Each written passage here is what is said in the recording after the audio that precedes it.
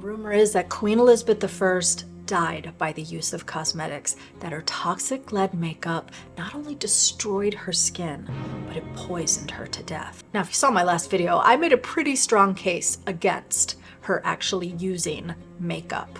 So if it wasn't makeup that killed her, what if her skincare did? If you saw my last video, you know we debunked the theory that Queen Elizabeth ever wore heavy white makeup. But now that veil has fallen, I find this goes far deeper in history than I could have ever imagined. I traveled the world to visit with professionals in their field to find out if anyone ever had an unfortunate fatal accident wearing lead makeup, and for me to truly understand it, we have to make it ourselves from a recipe dating back to the days they would have actually worn it. In order to know why they would even wear it, I'm gonna have to try it for myself, but first I have to find out how toxic it really is.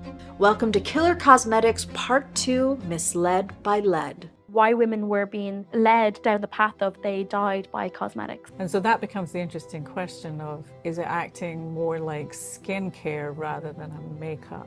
I think with hers, they seem to be a bit more pure than cosmetic, which makes me think it's not that white paint that we're thinking about. It's something else going on here.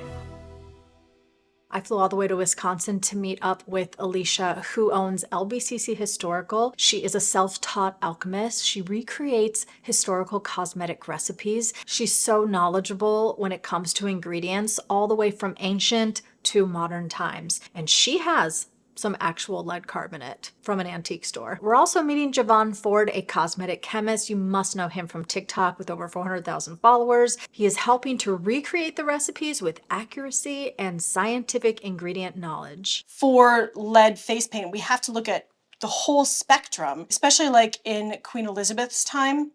It was prescribed because of the pox. And this is how we see it as medicine. And I have read that maybe it would dry out a wet wound, so like a smallpox was healing from these blisters, that the lead would help dry it out. Even today, we use titanium dioxide in calamine lotion with red oxide, and that's used to dry up like a wound a little bit to an extent. Like same principle, like titanium dioxide can dry out the skin. Lead, this is lead acetate. Like most mineral pigments dry out the skin because they soak up oil. So I'm thinking like it's just the lead itself. My mind keeps that's getting brilliant. blown over and over That's because it's absolutely just brilliant. like when you mention calamine lotion, that's something we can all relate to and know what that is today. So this blew my mind because I had always thought of lead paint as this heavy white makeup, but here it's being prescribed by a doctor to dry up your sores. So it's medicinal. It is skincare. We know Queen Elizabeth suffered from smallpox at 29 years of age, and there was a quote written by one of her maids that basically she was tending to the marks on her face after she was healing. So does that mean she was using lead as a medicinal purpose, something prescribed by a doctor to actually dry up the sores from the smallpox? Now, the lead that we're going to be using today is not acetate. It is Lead lead carbonate. Came from an antique store. But what I really like of vintage labeling is we know that it's flake white. We also know that it's white lead, and we also know that it's lead carbonate. So This is the actual vintage, like this is an old lead powder. it is. Inside. It is, definitely.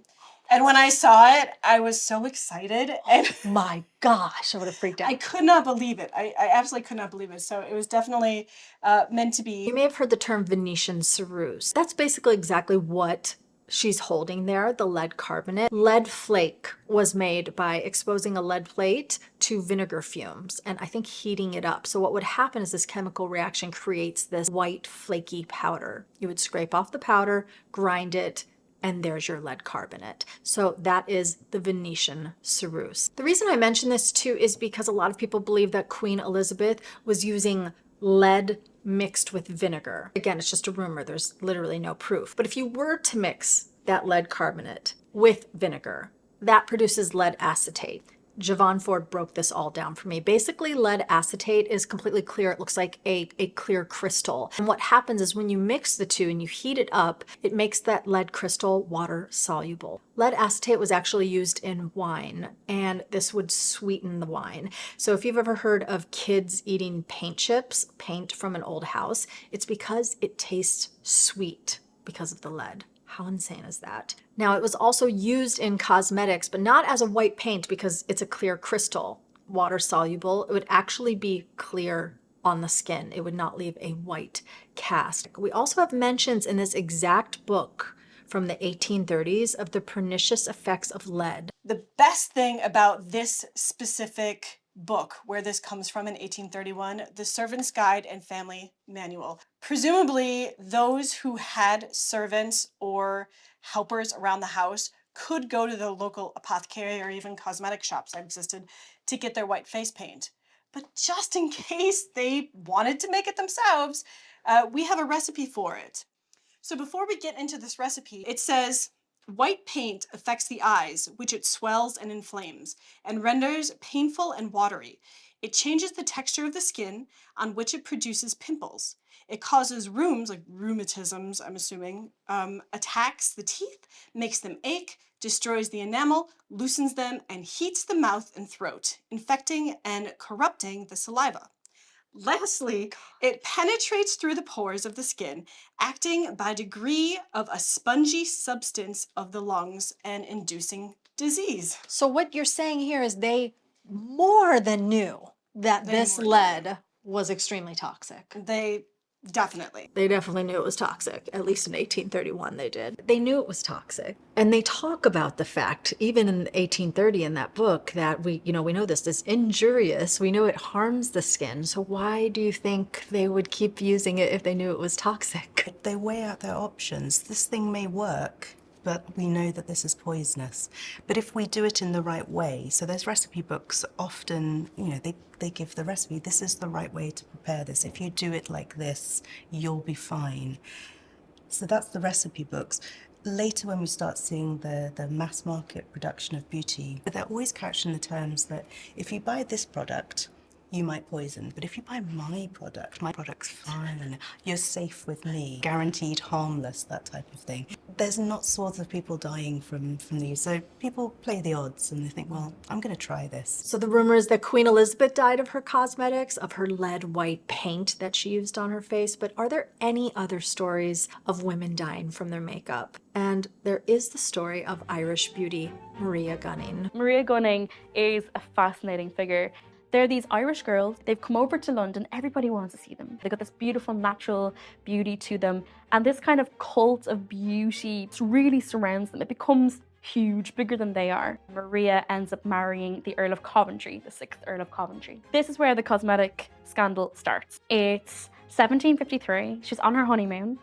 In Paris, that's where you get the much more white painted faces with the rouge cheeks. She finds it absolutely beautiful. She wants to be of the fashion of the time. When she is in Paris on her honeymoon, her husband chases her around the dining room table. He's disgusted that she's wearing it. She kind of started to become ill around 1758. 1760 then, she's at Lord Ferrer's trial, which was a very big public trial at the time. She goes to this and they see her, and that's when you start to get these sources referencing memento mori, that Maria is not looking great. She's looking quite ashen, she's looking really bad, she's quite tired.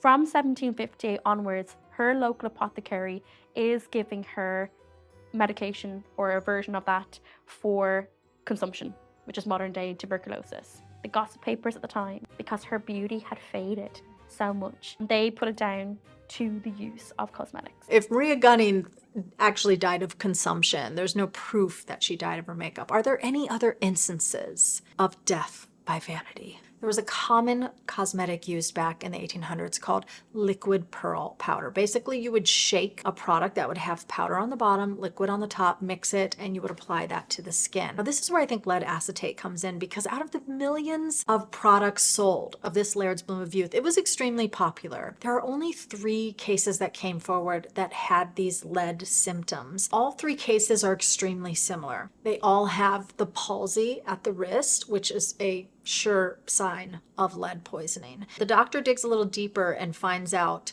that they're all using the Laird's Bloom of Youth. They call it whiting, applying the whiting to the skin. And all 3 cases used this whiting product, this liquid pearl from Laird's Bloom of Youth, every day for almost 2 years. All 3 of them showed the exact same symptoms. When you see the reports on those medical, so it's the women who presented themselves to hospitals with symptoms of lead poisoning, some of them deny that they've used this Laird's Bloom of Youth, which is made from lead.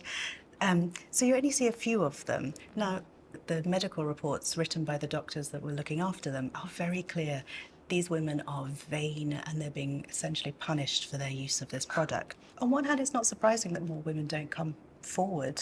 You're going to get mentioned in the press as being vain. If you die, Everyone's going to know you were wearing the makeup. Yes. You might be wondering, why would these women use this deadly toxic product every single day? Because everything said back then it was completely harmless and safe to use. And whiting was often known as calcium carbonate or French chalk, and that would have been completely non-toxic. So I don't think that they even knew that they were using a lead product. When the doctor actually tested the formula, they found that it actually contained lead acetate.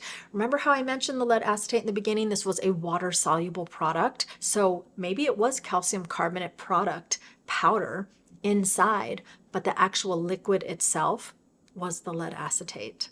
It's probably worth pointing out that there are no cases of Queen Elizabeth with signs of palsy, and she actually lived to be 69. All of these women were quite young that had these symptoms of lead. So it seems you really had to use this product every single day for it to become extremely poisonous. So there is a case of a woman that her name is Mary C. She started to use the Laird's Bloom of Youth, and she did experience the palsy. So she was admitted to the hospital and she denied using any kind of cosmetics or hair dyes, which hair dyes actually contained lead even up until recently. She did finally confess that she was using the Laird's Bloom of Youth, but when she left the hospital and went back home, she actually started to mix 1/4 pound of white flake, the lead carbonate, and 2 ounces of glycerin as a skin lightener. She actually died of lead poisoning. It's pretty clear that by using the glycerin, that would soften the skin and allow the lead to penetrate much further, and especially if you're using this product every single day. So with Alicia and Javon, we're actually making the exact cosmetic recipe from this book from 1831, a white salve which may be used for paint, and we've followed this exact recipe. Take 4 ounces of a very white wax, 5 ounces of oil of almonds, 1 ounce of very pure spermaceti. This actually comes from the whale's head, and this product was banned in the 1970s. Obviously, whaling is banned. This product is from, I believe, the late 1800s, and I managed to find 2 of them on eBay. You know me, always looking for vintage makeup and vintage skincare, so we are going to use actual spermaceti in this recipe. 1.5 ounce of white lead washed in rose water. I'm guessing they use rose water probably because of the scent, but also because it's distilled already. Like, they didn't have traditional distilled water like we do now. But if you make rose water the traditional way, which is a hydrosol, it's already distilled. And 1 ounce of camphor. Oh yeah, it's a liquid. The main component of tea tree oil is camphor. That's why it smells like tea tree oil. Wait, so why did you think that they used camphor in this recipe? So it was a solvent. As a solvent for the lead, because lead isn't really soluble in oil. Mix the whole up into a salve, which may be preferred to all other whites. Mulling it and crushing those particle sizes of the lead. That's how we get it to disperse on the skin. So temperature is very important when you're making any type of balm or ointment. That it's what we call hot pour, where you're pouring it while it's still hot and not room temperature. A balm, a lipstick, you have to melt it. And temperature is important because the higher the temperature is, the firmer it is, and the lower the temperature, the softer it is, because of how the wax is crystallized as it cools, and that's also how you get cracking and stuff. So for this, I was constantly measuring like the temperature the beeswax was when we were getting it up to temperature to make sure it's fully melted, and as we were cooling it down, making sure it's like within that sweet spot so it doesn't crack when it cools down.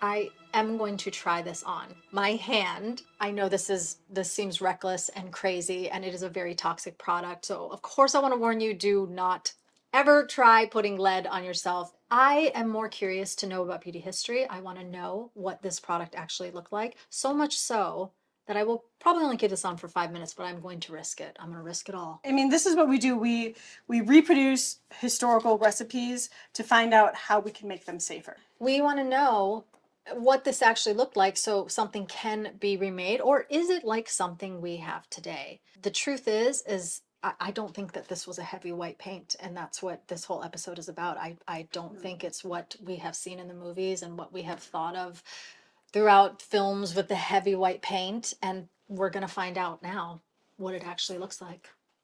Are you ready? I'm so ready. I'm so excited. I can't contain it.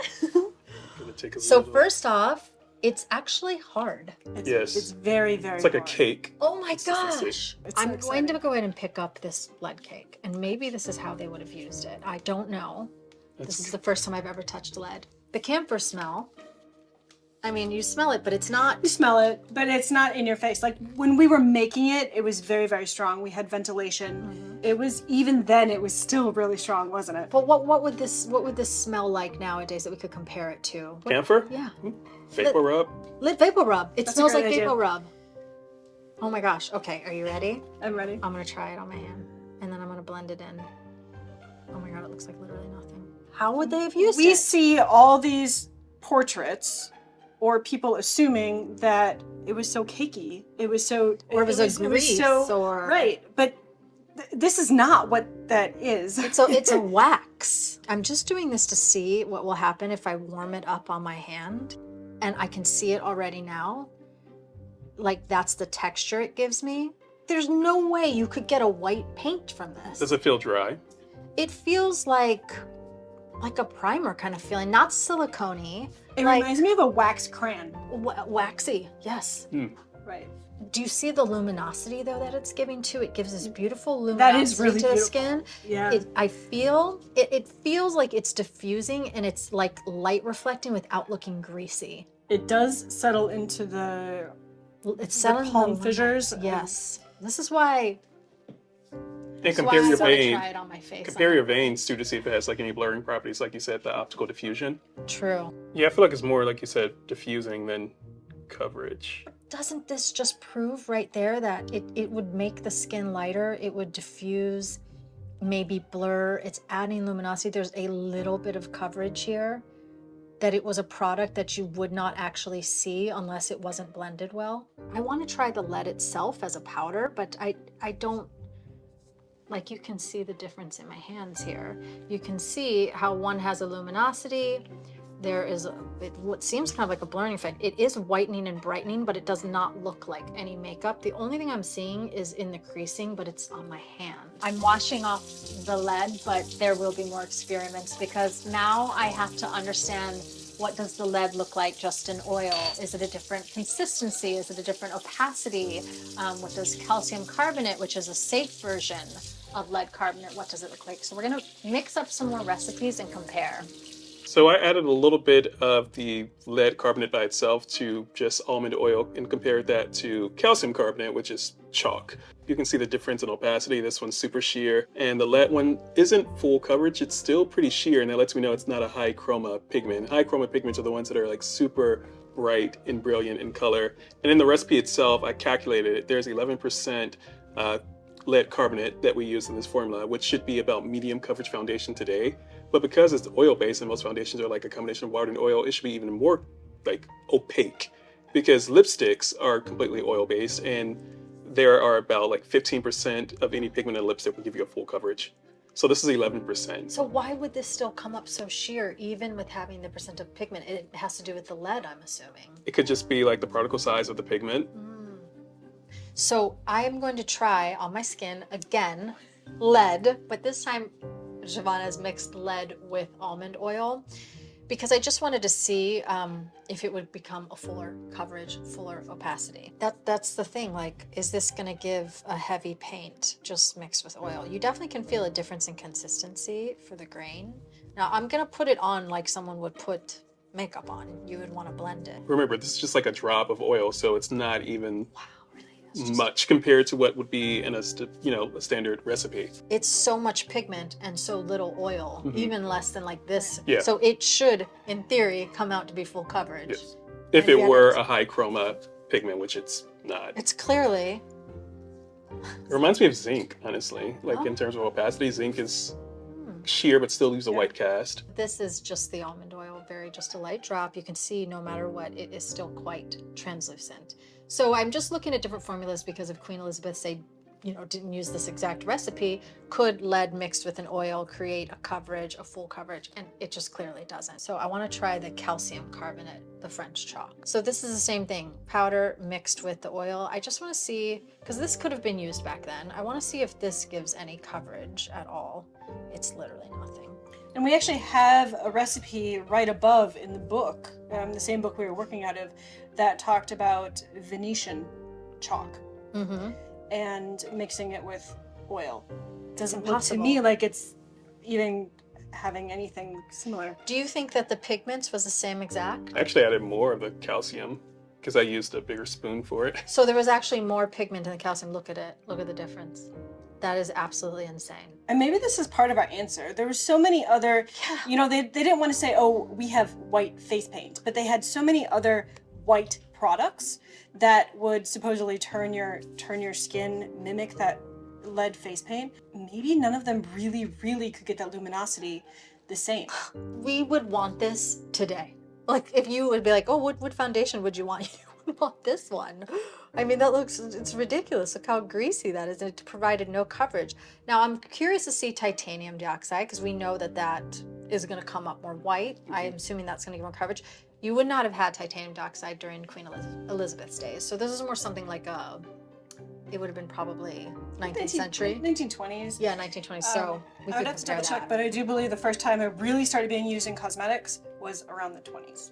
So here we have a swatch of titanium dioxide compared to lead carbonate, and they're both in a 1-to-2 ratio, and I used the precision balance to get it exact, of almond oil to the actual pigment. Titanium dioxide is clearly like more opaque and like more bright and vibrant compared to the lead. But the lead, I don't know if you can tell on camera, has a cooler undertone. It's like a little bit grayer, a little bit more blue. Because even white colors have like some undertones because none of them are pure 100%. There's always some impurity in the minerals regardless of how well you refine it. That's why modern makeup still has like contaminants of lead in it, for example. You can't remove every impurity. But here you can see like this has like a slightly cooler undertone that reminds me of zinc oxide, which has like a little bit more blue undertone compared to titanium. There's the titanium dioxide. This is going to give you a heavy white paint. It didn't exist during Queen Elizabeth's days. It existed in the 1920s. But you can see still, the lead still goes on sheer. I haven't even blended it, and you can see how translucent it actually is. So this is the actual lead cosmetic made from 1831. So I want to find out how toxic this particular product is. So we go to meet Professor Fiona Mcneill, who you saw in part 1. Now she's at McMaster's University, and she's been studying the effects of lead poisoning for over 30 years. She even builds machines in order to test levels of lead. So she is the foremost expert on the subject. And she's the only person that's ever actually tested lead cosmetics. How toxic is it just putting the powder on the skin versus, say, if you did mix it with vinegar, or if you mixed it with violet oil, or if you mix it like the 1833 recipe with almond oil, camphor, wax. Mix the white lead with chemicals that change the form of the white lead, which is one way it goes through the skin. But the other thing that can happen is that some of the chemicals you mix it with change the skin.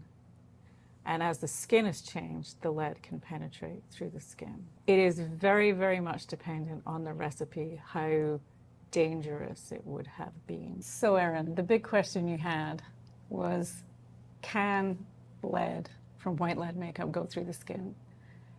Can it go through the skin in such quantities that it could poison you? What I'm going to show you are some maps of the skin. So this is where I've put lead on the skin, and I've let it penetrate if it's going to penetrate. And then I take the pig skin and I cut it into very, very thin slices. And then I take them to the Canadian light source where they have a specialty X-ray beam that I can scan over the skin. It will show me a map of the skin of the different elements. And I've put up 2 elements here. The green is chlorine. Now, chlorine's in every cell in our body because it's salt, sodium chloride. The lead is painted red. So this is white lead. So I took white lead and water and we put it on the skin and we let it sit for up to 72 hours. As you and I suspected, the white lead itself doesn't go anywhere. It's just sitting in this very thin band on the surface. Right? You can see it's a very, very thin line. Yes. So this is about the thickness of the stratum corneum, that's that outer horny layer of your skin. It's not getting inside at all. And this has been sitting for a long time, so white lead probably didn't go through the skin. So I'm actually shocked by this, that the powder itself does not penetrate the skin, even mixed with water. A lot of like newspaper clippings I found would talk about the white and how that they would use this powder, the lead powder, as a cosmetic because it had a heaviness to it. It stuck to the skin, whereas the non-toxic, safer powders might just blow off in the wind. But now we know that it didn't actually penetrate the skin, unless there was something else you had to use mixed with it. This is Laird's Bloom of Youth. Oh my gosh. So as soon as we mix it, so the Laird's Bloom of Youth recipe we've come up with has, it's white lead mixed with glycerin and then also a bit of oil of bergamot apparently to make it smell nice. Oh. So the glycerin is altering the skin. You can see here at the surface, it's opened it up. And glycerin's a skin softener, so it's not unexpected that it's changing the skin, but it's changing it enough that it's letting the lead into the skin. And it's gone in quite a bit. And it's going into quite a deep surface layer, but look here, this is the interesting bit. There's lead at the back. The only way you could get lead at the back is if it went through the skin. So we know there was some lead going through the skin from Laird's Bloom of Youth. Okay, so now we know this definitely is toxic. So it seems any kind of glycerin or skin softening mixture would make lead be able to penetrate the skin. So now we understand not only from these two cases, but of course by Professor Mcneill's research, that any kind of powdered lead, any sort of lead substance is only going to penetrate the skin if there's some skin softening product. Glycerin, any kind of moisturizer, any oils. We know this product contains waxes and oils, so this would be absolutely 100% toxic to use on the skin. Now, she did show that it took a few hours for it to enter through the skin into the bloodstream, so I have a little bit of hope. What you want to know about, that you've been very interested in, is Queen Elizabeth. Yeah. So this is what happened when we did white lead with vinegar. It went all the way through the skin. It opened up the skin. Oh my God. So I've kept the chlorine in these images just to show you where the skin was, but these are the maps with just lead. White lead, it's on the surface. It's not going anywhere. Laird's Bloom of Youth, you can see it's penetrating into the skin and we're getting some at the back. And white lead and vinegar, the highest levels of lead are at the back of the skin, not the front. So it's going through the skin, and it's doing it for two reasons. The vinegar reacts with the white lead to create lead acetate. So that is a known reaction, and lead acetate can penetrate the skin better.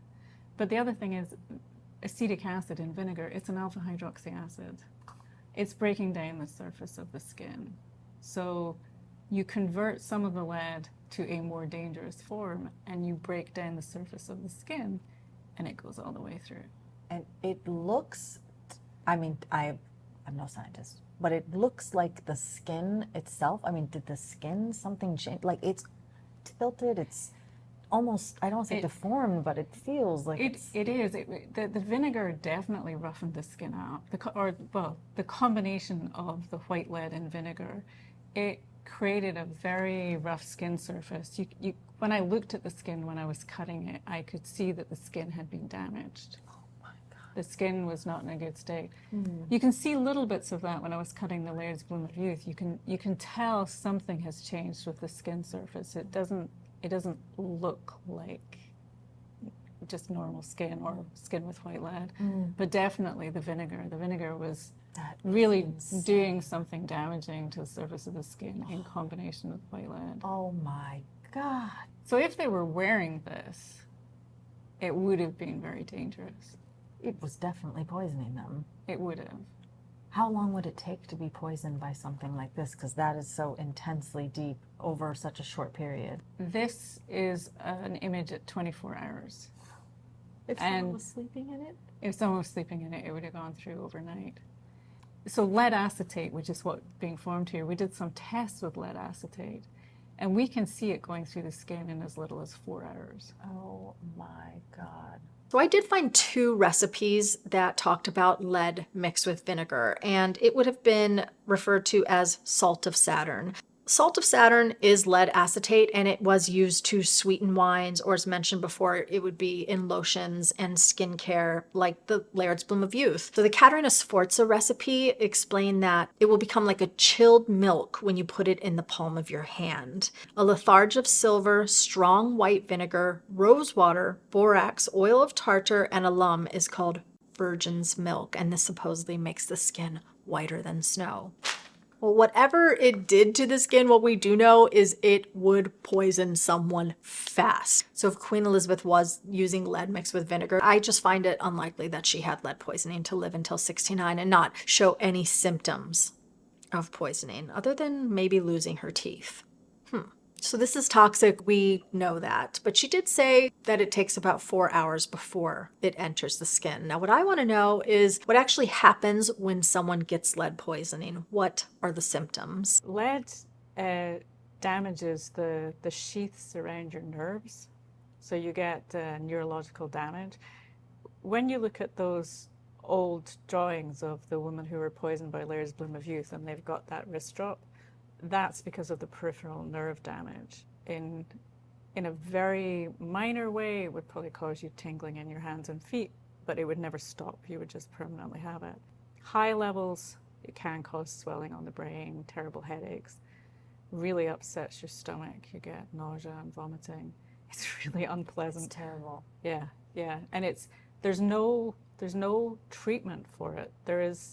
All we can do when someone has a lot of lead in their body, we can give them drugs to try and get the lead out, but we cannot reverse any of the damage that it's caused. The lead is actually a neurotoxin. So once it gets inside of your body, it accumulates in the soft tissue and bones. This is not a good thing. It can also affect your nervous system, and it causes neurological problems. So things like aggression, but also brain damage as well. So it can help the skin, beautify the skin, and then the longer you use it, it can literally destroy the skin. Yes. If it were me, I would not wear any lead makeup right now. And that's in part because I still feel we don't know enough.